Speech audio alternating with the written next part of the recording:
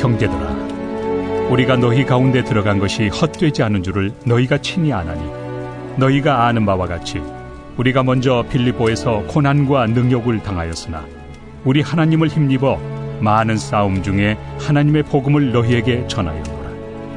우리의 권면은 간사함이나 부정에서 난 것이 아니요 속임수로 하는 것도 아니라 오직 하나님께 옳게 여기심을 입어 복음을 위탁받았으니, 우리가 이와 같이 말함은 사람을 기쁘게 하려 함이 아니요 오직 우리 마음을 감찰하시는 하나님을 기쁘시게 하려 함이라. 너희도 알거니와 우리가 아무 때에도 아첨하는 말이나 탐심의 탈을 쓰지 아니한 것을 하나님이 증언하시느니라. 또한 우리는 너희에게서든지 다른 이에게서든지 사람에게서는 영광을 구하지 아니하였노라. 우리는 그리스도의 사도로서 마땅히 권위를 주장할 수 있으나 도리어 너희 가운데서 유순한 자가 되어 요모가 자기 자녀를 기름과 같이 하였으니, 우리가 이같이 너희를 사모하여 하나님의 복음뿐 아니라 우리의 목숨까지도 너희에게 주기를 기뻐함은 너희가 우리의 사랑하는 자 됨이라. 형제들아, 우리의 수고와 애쓴 것을 너희가 기억하리니 너희 아무에게도 폐를 끼치지 아니하려고 밤낮으로 일하면서 너희에게 하나님의 복음을 전하였노라. 우리가 너희 믿는 자들을 향하여 어떻게 거룩하고 옳고 흠없이 행하였는지에 대하여 너희가 증인이요 하나님도 그러하시도다. 너희도 아는 바와 같이 우리가 너희 각 사람에게 아버지가 자기 자녀에게 하듯 권면하고 위로하고 경계하노니, 이는 너희를 부르사 자기 나라와 영광에 이르게 하시는 하나님께 합당히 행하게 하려 함이라. 서빙고는 늘 저에게 그리움이 있는 장소입니다. 33년 전에 온누리교회에 왔고요. 이곳에서 처음 예배드리면서 하나님께서 너무나 많은 은혜를 주셨어요. 그래서 서빙고에 올 때면 예전에 하나님께서 주셨던 은혜 생각나면서 다시금 마음을 또 새롭게 하기도 합니다. 지난 6월이었나요? 김은하 목사님께서 생명의 삶 본문으로 말씀을 전해달라는 부탁을 받았습니다. 그런데 그때가 6월이었기 때문에 8월 생명의 삶 책자는 아직 나오지 않은 때였어요. 그러니까 제가 무슨 말씀을 전해야 되는지 설교자인데 몰랐던 거죠. 참 설교를 하면서 제가 무슨 본문을 전해야 될지 몰랐던 건 처음이었습니다. 그런데 그래서 지난 이제 8월에 생명의 삶 책자가 나오자마자 오늘 말씀이 무엇인지 먼저 펴봤죠. 그래서 말씀을 읽는데 역시 우리 하나님은 말씀하시는 하나님이시구나. 왜냐하면 제가 오랜 동안 목회하면서 내가 정말 목회를 잘하고 있는지, 하나님은 어떻게 생각하시는지 거기에 대해서 좀 또 궁금하고 점검도 필요하고 또 마음의 지침도 있고 또 어려움도 있어서 그런 상태에서 오늘 말씀을 묵상하면서 하나님께서 저에게 새로운 마음을 주셨습니다. 그래서 역시 하나님은 말씀하시는 하나님이라는 생각을 하면서 여러분 지금 8월 달에 우리 목사님께서 생명의 삶 가지고 큐티 말씀으로 말씀을 전한다고 하는데 딱 기억할 것은 하나님은 우리에게 말씀하시는 하나님이시다. 그것을 기억하시며 여러분 오늘의 말씀을 보시면 좋을 것 같습니다. 그런데 저는 오늘 이제 큐티 말씀을 준비하면서 아주 오래전인데요. 아주 오래전에 하나님이 큐티 말씀을 통해서 제게 은혜를 주셨던 것이 불현듯 생각났습니다. 한 25년 전쯤이었어요. 그러니까 제가 그때는 30대였죠. 친정에서 살다가 시댁으로 들어갈 수밖에 없는 상황이 되었던 적이 있었습니다. 그런데 제가 아들만 셋이거든요. 그 아이들을 데리고 시댁에 들어가서 살아야 되는 결정이 그리 쉬운 것은 아니었습니다. 더군다나 저희 남편은 일찍이 돌아가셨고 저는 혼자 되어서 아이들을 키우는데 어쩔 수 없이 시댁에 들어가야 되는 상황 가운데 좀 더군다나 또 시댁이 그때 형편도 많이 어려우셨어요. 그런 상황에서 제가 들어가서 시부모님이랑 잘 지낼 수 있을까라는 생각 때문에 마음에 좀 걱정이 앞섰습니다. 그런데 어차피 들어가야 되니까 곰곰이 생각을 했어요. 어떻게 하면 시어머님과 잘 지낼 수 있을까라는 생각을 하다가 저희 어머님은 늘 그때 잠원동에 사셨는데 여기 서빙고까지 새벽마다 택시를 타고 새벽 예배를 다니셨어요. 그래서 제가 어머니와 함께 새벽에 제가 차를 모시고 다니면서 새벽 기도를 다닌다고 하면 우리 어머님이 너무 좋아하시겠다라는 생각에 제가 어머님에게 어머님 이제 내일부터 저랑 같이 새벽 기도를 다니세요. 제가 모시고 다니겠습니다. 그랬더니 당연히 어머니가 좋아하셨죠. 그래서 어머니와 제가 새벽 기도를 처음 와서 지금도 생각이 나는데 바로 여기 요 정도 자리였어요. 거기 앉아서 어머니랑 같이 앉아 있는데 그때는 하영주 목사님이 새벽마다 말씀을 전하실 때였습니다. 그런데 왜 우리 생명의 삶 큐티를 하면 예레미야 같은 큐티는 너무 길어서 중간에 잠깐 중단하고 어떤 삽입구처럼 말씀이 들어가서 그 짧은 말씀을 묵상하다가 다시 그 긴 책으로 들어가는 경우가 있죠. 그런데 바로 그때가 그런 때였습니다. 그 전에 무슨 본문이었는지는 기억은 나지 않는데 제가 어머님이랑 같이 처음 새벽기도 온 날은 룻기였습니다. 룻기였는데 목사님께서 룻기 말씀을 펼치시면서 뭐라고 얘기하시냐면 여러분 상황은 좋지 않아도 관계는 좋을 수 있습니다. 이렇게 말씀을 하시는 거예요. 그러면서 룻기 1장의 말씀이 이런 구절이죠. 나오미가 말하는 장면입니다. 거기에 이제 룻이 반응하는 거죠. 자꾸 저희한테 어머니를 떠나거나 어머니에게서 돌아서라 하지 마십시오. 어머니가 가시는 곳이면 저도 갈 곳이고 어머니가 머무는 곳이면 저도 머물 것입니다. 이 말씀이었습니다. 정말 하나님께서 저에게 말씀하시는 것 같았어요. 그래서 어머니와 함께 새벽 기도를 다니는데 그건 정말 쉽지 않았습니다. 왜냐하면 저희 어머님은 새벽 기도가 5시 반이면 적어도 4시 반에는 오셔서 미리 기도를 하셔야 직성이 풀리시는 분이셨어요. 그런데 제가 그때 지금 같으면은 그래도 나이가 들어서 새벽잠이 없어졌지만 그때는 한창 잠 많은 30대였잖아요. 그러니까 4시쯤 일어나서 4시 반까지 겨우 눈곱 떼고 새벽 기도 오는 게 정말 힘들었습니다. 내가 어머님한테 괜히 말씀드렸다 이런 생각이 들기도 했었는데 어머니와 새벽 기도를 다니면서 하나님을 인격적으로 만나고 하나님께서 저를 불러주시고 그래서 지금까지 여기까지 오게 되었습니다. 여러분 바라기는 오늘 여러분에게 주시는 큐티의 말씀이 여러분의 삶에 생명이 되고 길이 되고 빛이 될 것을 믿으시기 바랍니다.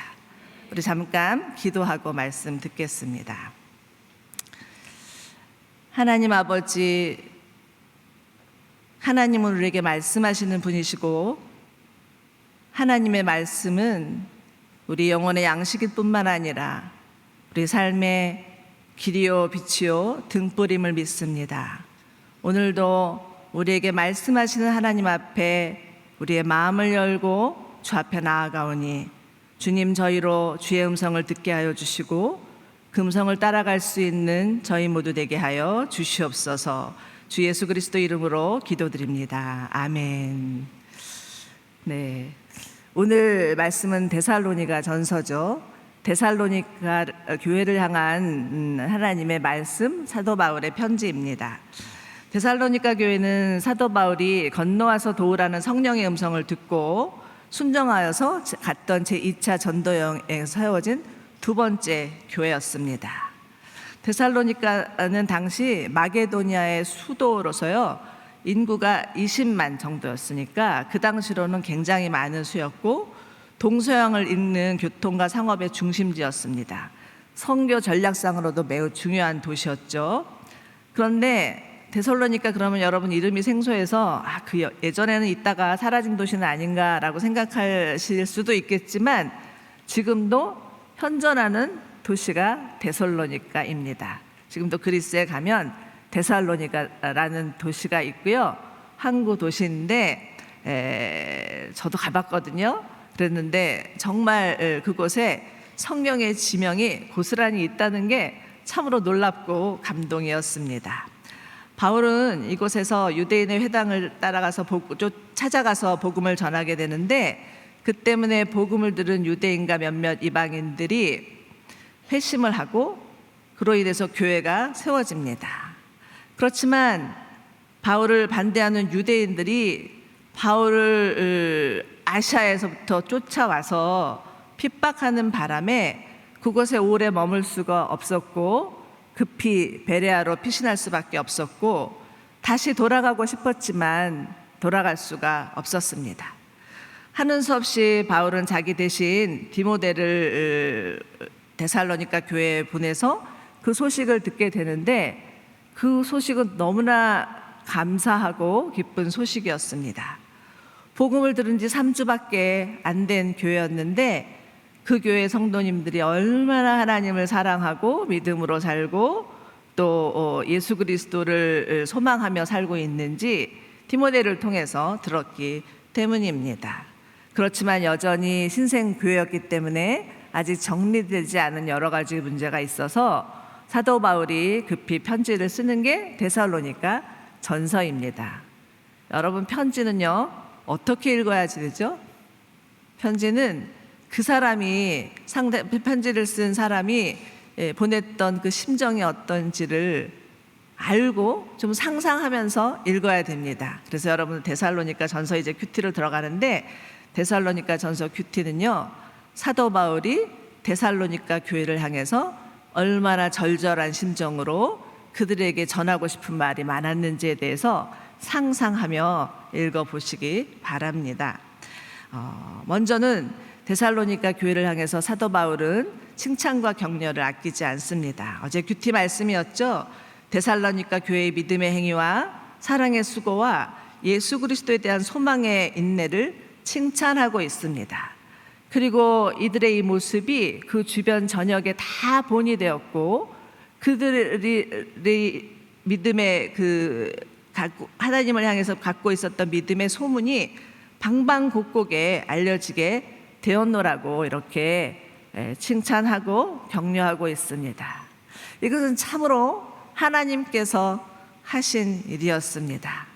바울이 복음을 전했을 때 그 가운데 성령의 역사가 일어났던 것이죠. 저는 요즘 이러한 성령의 역사를 경험하며 살고 있습니다.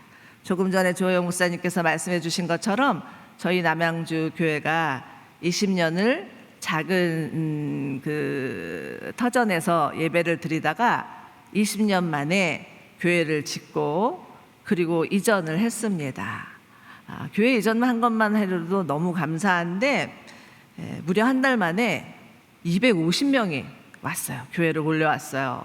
그러면서 제가 새신자들을 만나서 어떻게 저희 교회에 오시게 됐습니까? 라고 물어봤더니 코로나 때 예배를 드릴 수 없는 상황에서 예배 드리지 못하다가 이제 여기 온누리교회가 건강한 교회가 세워진다고 하니까 기다렸습니다. 이렇게 말씀하시면서 오시는 분들이 많으셨어요. 그래서 너무 감사했는데 그 주변에 이제 아파트촌이거든요. 그러니까 특별히 새벽 기도 때 얼마나 사람들이 새벽에 일찌감치 오셔서 하나님 앞에 간절히 깊게 기도를 하시는지 그 모습만 보기만 해도 마음에 감동이 있어서 저는 요즘 새벽 기도를 가면요 한 5분 정도는 기도를 못하고 사람들 기도하는 모습을 보면서 너무 마음이 흐뭇해서 정말 너무 좋다라는 생각을 하고 있는데 우리 성도님들이 그런 얘기를 하시더라고요. 전에는 새벽 기도에 사람이 없어서 나라도 새벽 기도 가야지라는 생각에 의무감 때문에 새벽 기도를 왔는데 지금은 오고 싶어요. 이런 얘기를 또 하시고요. 또 어떤 분은 나이가 80 되신 권사님인데 바로 이제 저희 교회가 권사님 사시는 아파트 옆에 이제 세워질 거예요. 그러니까 정말 나이 80에 교회를 걸어 다닐 수 있는 이런 행복이 있다니 너무 좋습니다라는 말씀을 하시고요. 또 어떤 성도님들은 저희 교회 이제 간판, 그 진청색 온누리 간판만 봐도 마음이 막 뜨거워져요. 이렇게 말씀하시는 분들도 계셔서 저는 개인적으로 하나님이 지금 저희 남양주 온누리교회에서 행하시는 그런 역동적인 현장에 있다는 것만 해도 너무나 감사합니다. 그것은 정말 하나님이 하셨고 성령의 역사입니다. 그런데 돌이켜 보면 오늘 있기까지 얼마나 많은 눈물의 기도가 있었고 헌신의 수고가 있었는지 모릅니다. 그리고 또 이루 말할 수 없는 사단의 방해와 공격도 있었습니다. 그러니 여러분, 하물며 사도 바울은 어떠했겠습니까? 그는 고린도 후서에서 이런 고백을 합니다. 나는 수고도 많이 하고 매도 수없이 맞고 감옥살이도 많이 하고 죽을 고비도 여러 번 넘겼고 수차례의 위험과 강도의 위험과 동족의 위험과 광야의 위험과 거짓 형제의 위험을 겪었다고 이렇게 고백합니다.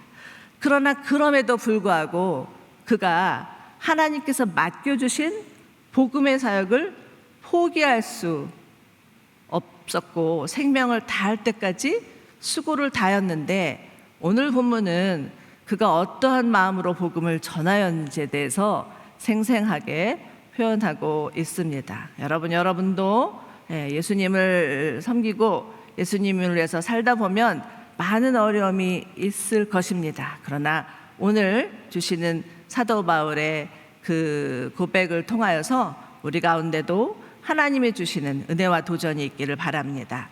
첫째는요, 복음 전함이야말로 하나님이 기뻐하시는 일이었기 때문입니다. 1절부터 4절까지 우리 다시 한번 읽어보시겠습니다. 시작. 형제들이여, 여러분 자신은 우리가 여러분을 방문한 것이 헛되지 않다는 것을 알 것입니다. 여러분도 알다시피 우리가 전에 빌립보에서 고난과 모욕을 당했으나 많은 반대에 부딪히면서도 우리 하나님 안에서 담대하게 하나님의 복음을 전했습니다. 우리의 겉면은 잘못된 생각이나 불순한 동기에서 비롯된 것이 아니며 속임수에서 비롯된 것도 아닙니다. 오히려 우리는 하나님께 인정을 받아 복음 전할 부탁을 받은 사람들로서 말합니다. 이는 사람을 기쁘게 하려는 것이 아니라 우리의 마음을 살피시는 하나님을 기쁘시게 하려는 것입니다. 아멘. 바울이 극심한 고난 가운데서도 담대히 복음을 전할 수 있었던 것은 먼저 하나님이 그를 부르셨기 때문입니다. 바울은 예수 믿는 자를 핍박하다가 담에석으로 가는 도중에서 부활하신 예수님을 만나서 예수님께서 내가 너를 이방의 빛 삼을 것이다 라고 하시는 말씀 앞에 꼬꾸라지죠. 정말이지 항거할 수 없는 부르심이었습니다. 그런데 여러분, 우리도 이처럼 하나님이 부르신 자들입니다. 하나님께서 부르시지 않았으면 지금 이 비 오는 날 이 자리에 와서 예배 드리시겠다고 앉아 계실 수가 없습니다. 그런데 하나님의 부르심에는 크게 두 가지가 있습니다. 하나는 하나님의 자녀로서의 부르심이요, 두 번째는 하나님의 일꾼으로서의 부르심입니다. 이 두 가지는 반드시 병행되어야 합니다. 그러니 나는 그냥 하나님의 자녀로만 살래요, 나는 뭐 별재주 없어요, 별은사 없어요 라고 말하는 것은 그래봤자 소용이 없습니다. 하나님은 하나님을 부르신 자를 절대로 포기하지 않으시고 하나님 자녀 삼아 주실 뿐만 아니라 끝까지 쫓아다니시면서 우리 가운데 말씀하시고 하나님의 일꾼으로 살기를 부탁하시는 하나님이십니다. 각자의 부르심의 자리가 있고 하나님의 맡기신 일이 있습니다. 저는 시어머니와 새벽 기도를 다니면서 하나님을 만났고 더 하나님을 알고 싶어서 DTS 예수전도단 훈련에 들어갔습니다. 훈련이 얼마나 빡세였는지 정말 힘들었지만 너무 귀한 시간이었고 그 시간을 통해서 하나님을 알아가고 하나님의 마음이 무엇인지를 알 수 있는 그런 시간이었던 것 같습니다. 그런데 그러던 중에 교회에서 선교대회가 있었는데요. 저희 선교사님인 감비아 선교사님, 이재한 선교사님께서 말씀을 다 전하신 후에 마지막으로 콜링을 하시는 거예요. 그래서 제가 그때 바로 이쪽 자리에 앉아 있었습니다. 그랬는데 하나님이 저를 부르시는 것 같은 거예요. 그래서 제가 하나님 앞에 담대히 말씀드렸습니다. 하나님, 제게는 아들이 셋이 있습니다. 데려다 쓰십시오. 그랬더니 하나님께서 뭐라고 말씀하셨을 것 같으세요? 다 아시네요? 나는 너를 원한다. 이렇게 말씀을 하시는 거예요. 정말이지 거절할 수 없는 부르심이었습니다. 바울은 부활하신 예수님을 만나자 자신의 그런 순수한 열정과 헌신을 고스란히 예수님께 드립니다. 그의 마음 가운데는 그 어떠한 불순한 동기나 생각이나 속임수가 없었습니다. 언제나 사람의 인정보다는 하나님의 인정을 구하면서 겸손히 주님을 섬겼죠. 그런데 여러분, 간혹 하나님께서 부르신 사역자들을 보면 잘못된 생각이나 행동들이 있어서 우리의 마음을 아프게 하는 경우가 있는 것 같습니다. 분명 처음부터 그러지는 않았을 거예요. 그런데 하나님께서 기름 부어 주시고 능력을 주시니까 마치 자신이 잘해서인 양 착각하고 어느새 높아진 마음, 교만한 생각이 슬그머니 올라와서 목자가 아닌 사꾼으로 변질되는 거죠. 그러나 바울은 언제나 자신을 나는 죄인 중에 괴수입니다. 이렇게 말을 하면서 예수님 앞에서 우리는 죄인이다. 나는 죄인인 것을 고백하죠. 여러분, 우리는 용서받은 죄인이지 그 이상도 그 이하도 아닙니다. 그래서 하나님께서 우리 가운데 찾아오셔서 은혜를 주셨기 때문에 우리가 하나님의 자녀가 되고 하나님의 일꾼이 되는 거지, 내가 뭔가를 잘해서가 아니라는 것이죠. 그런데 만약에 내가 뭘 했기 때문에, 내가 그래도 이만큼 했기 때문에 라는 생각이 슬며시 들어온다면 그것은 하나님의 성품에도 위배되고 그 공동체에도 해악이 되고 또 하나님 나라에도 합당치 않습니다. 자신이 뭔가를 했다라고 생각하는 순간 타락의 길로 추락할 수 있다는 것을 명심해야 합니다. 하나님의 복음을 맡은 자에게는 자신의 유익이나 명성이 아닌 하나님의 영광을 위하여서 겸손히 섬겨야 됩니다. 4절의 말씀처럼 우리의 마음을 살피시는 하나님을 기쁘게 해드리는 것이 복음을 맡은 자의 태도입니다. 자, 여러분, 생명의 삶을 펴시고요. 우리의 마음을 살피시는 하나님을 기쁘게 하기를 함이라. 이 말씀에 한번 밑줄을 그어 보시기 바랍니다. 저는 오늘 말씀을 묵상하다가 이 말씀이 마음에 확 다가왔어요. 그래서 맞아, 내가 주님의 사역을 감당하면서 정말 하나님을 기쁘시게 하고 있는가, 아니면 사람들의 비유를 맞추기 위해서 애를 쓰고 있는 건 아닌가라는 생각을 돌아보게 되었습니다. 저는 살아생전에 하영주 목사님을 가까이 뵌 적이 없어서 잘 모르지만 목사님을 가까이 뵌 적이 있던 여러 목사님들이 말씀하시는 걸 들으면 한 목사님께서 언제나 어떤 일을 시작하시면서 과연 하나님이 기뻐하실까라고 되묻고 짚어보고 하셨답니다. 그러다가 행여라도 하나님이 기뻐하신 일이 아닐 거라는 생각이 들면 가차없이 그 사역을 접으셨다는 이야기도 들었습니다. 여러분, 하나님은 우리 마음의 중심을 보시는 분이십니다. 우리의 마음을 살피시는 하나님이신 거죠. 우리 마음 가운데 있는 이기심도 보시고 탐심도 보시고 또 하나님을 향한 순수한 열정, 사랑도 보십니다. 우리의 마음을 살피시는 하나님께 우리 모두 나아갈 수 있기를 원합니다. 나아가서 행여라도 내 마음에 남아있는 육신의 소욕이 있으면 주님 앞에 내려놓고, 또 주님을 향한 사랑과 헌신의 마음이 있으면 그것도 정직하게 드리며 하나님과 교제할 수 있는 저와 여러분이 되시기를 축원합니다.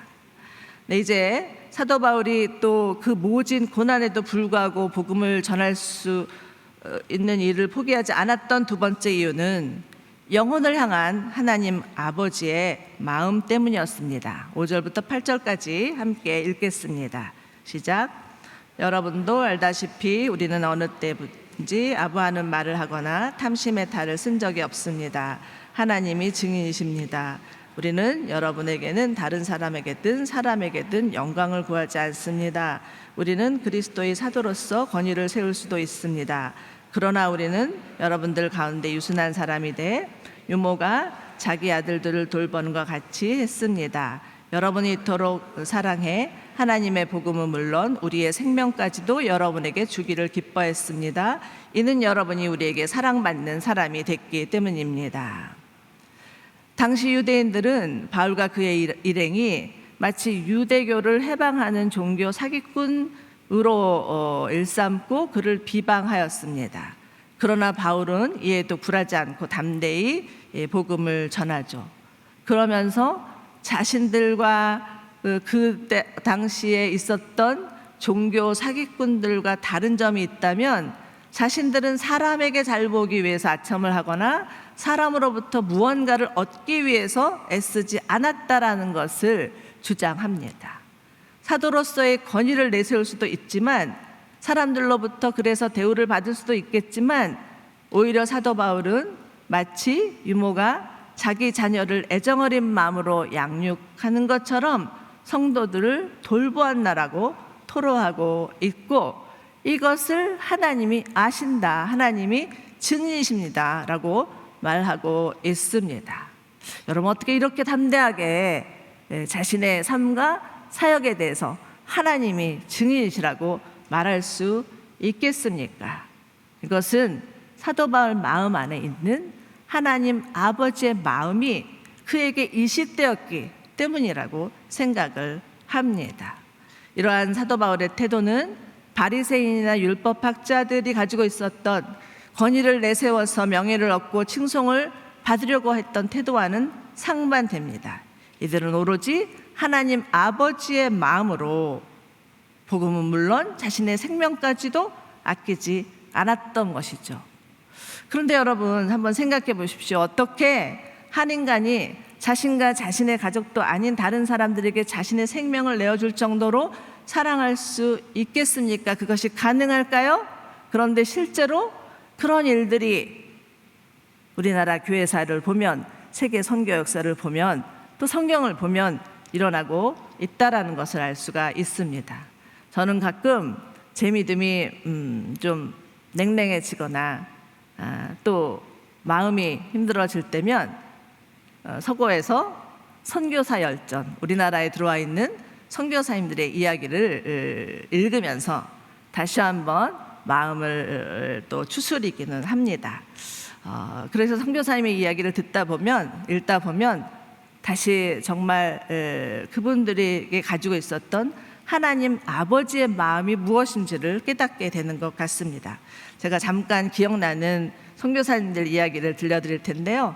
리니 데이비스 선교사님이라는 분은 어려서 아버지를 잃고 홀어머니 밑에서 신앙생활을 하던 미국의 선교사님이셨습니다. 그런데 조선 선교의 마음을 먹고 이제 우리나라에 들어오게 되시는데, 마침 들어오려고 하는 찰나에 그 어머님이 편찮으셔서 망설였다고 합니다. 그런데 그 편찮으신 어머님이 이 선교사님을 발로 걷어차면서 빨리 가라고 그렇게 말해서 한국에 들어왔고, 한국에 들어온 지 9일 만에 어머님이 돌아가셨다는 거예요.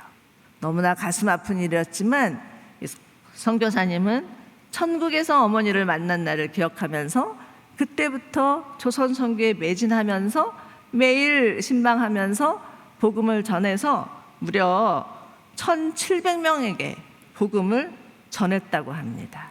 그리고 그 남편 선교사님과 함께 전주에 내려가셔서, 여러분 전주 예수병원 가보셨는지 모르겠어요?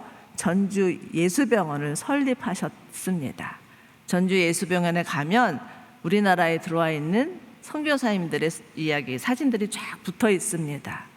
저는 그걸 보면 어떻게 이렇게 미국과 영국의 각각 등지에 있는 수재와 같은 젊은 선교사들이 조선 선교에 헌신할 수가 있을까, 참으로 놀랍다라는 생각을 하게 됩니다. 하나님 아버지의 마음이 그들에게 있었기 때문이죠. 그리고 또 여러분 아마 로제타 셔우드 홀 선교사님이라는 선교사님의 이름을 들어보신 분이 계실 것입니다. 이분은요, 별명이 평양의 오만이었어요. 평양에서 오랜 동안 또 평양의 사람들에게 복음을 전하고 교회를 섬겼기 때문이죠. 한 번은 화상으로 손가락 3개가 붙어있는 여인을 위해서 자신의 피부를 이식해 주기도 하셨고요. 뱃속에 아기를 가졌을 때 남편이 장티푸스로 돌아가시는데 그럼에도 불구하고 마다하지 않고 자신의 자녀들까지 조선 선교에 헌신하게 하셨던 그런 귀한 분이셨습니다. 또 한 선교사님은요, 포사이드 선교사님이란 분인데 이분은 여러분들 여수에 있는 애향원 아시죠? 그 애향원을 설립하신 선교사님이셨습니다. 목포에서 광주로 내려가는 도중에 길거리에서 방치된 한센병 여인을 만나서 그 여인을 돕다가 결국은 안 되겠다 싶어서 한센병을 위한 병원을 세우셨던 거죠. 그런데 이 선교사님이 결국은 귀환하게 납치돼서 귀가 잘리고 또 풍토병을 얻어서 도저히 한국에서 선교 사역을 할 수 없는 상황이 되자 고국으로 돌아가셔서 지내셨는데, 고국에 돌아가셔서도 조선 선교에 대한 그런 알리는 거, 그거를 끊임없이 하셨다라는 거예요. 그러면서 이런 글을 남기셨다고 합니다. 제가 잠깐 읽어드릴게요. 한국에서 가장 싼 것은 한국인입니다. 어느 누구도 이들의 영혼이나 육체에 대해서 신경 쓰지 않습니다. 이들이 벌거벗은 채로 앉아서 비참하게 죽어가는 것을 아무도 돌보지 않습니다. 시간이 없습니다. 앞으로 나갑시다. 이런 선교 동원을 하셨다라는 거예요. 그런데 제가 잠시 세 분의 선교사님 이야기를 들려드렸지만 이분뿐이시겠습니까? 정말 우리가 미처 알지 못하는 수많은 선교사님들이 이 나라 한국에 와서 자신의 생명을 바쳤고, 그러기에 오늘날 우리가 있습니다. 이처럼 이들이 자신의 생명을 바쳐서 조선을 사랑했던 이유는 무엇일까요? 다름 아닌 예수 그리스도의 십자가 사랑이었습니다. 그 사랑 때문에 사도 바울도 이 땅의 선교사님도 자신의 목숨을 아끼지 아니하고 복음 전하는 일에 매진을 했던 것이죠. 여러분, 오늘 말씀은 사도 바울이 자신이 어떤 마음으로 복음을 전했는지가 고스란히 담겨져 있는 내용입니다. 주님을 아낌없이 사랑하는 그 마음에 보답할 수 있는 길은, 저는 오늘 말씀을 묵상하다가 내 이웃을 내 몸같이 사랑하라고 하시는 주님의 말씀이 아닌가라는 생각을 해보게 됩니다. 여러분, 오늘 말씀을 묵상하시는 가운데에 생각나는 사람이 있거든 그 사랑을 실천할 수 있기를 소망합니다. 자, 이제 세 번째는요, 바울이 복음에 전념할 수밖에 없었던 이유는 한 영혼이 천하보다 귀하기 때문입니다. 9절에서 12절 읽겠습니다. 시작. 형제들이여, 여러분은 우리의 수고와 고생을 기억할 것입니다. 우리는 여러분 가운데 누구에게도 짐이 되지 않으려고 밤낮으로 일하면서 여러분에게 하나님의 복음을 전했습니다. 우리가 믿게 된 여러분 가운데서도 얼마나 거룩하고 의롭고 흠없이 행했는지 여러분이 증인이며 하나님도 그러하십니다. 여러분도 알다시피 우리는 여러분 한 사람 한 사람을 대할 때 아버지가 자기 자식을 대하듯 여러분을 권면하고 위로하고 당부했습니다. 이는 여러분을 불러 자신의 나라와 영광에 들어가게 하시는 하나님께 합당하게 행하게 하기 위한 것이었습니다. 아멘. 바울은 행여라도 자신이 다른 사람에게 사역을 하다가 민폐되는 일을 하고 싶지 않아서 자비랑 선교를 합니다.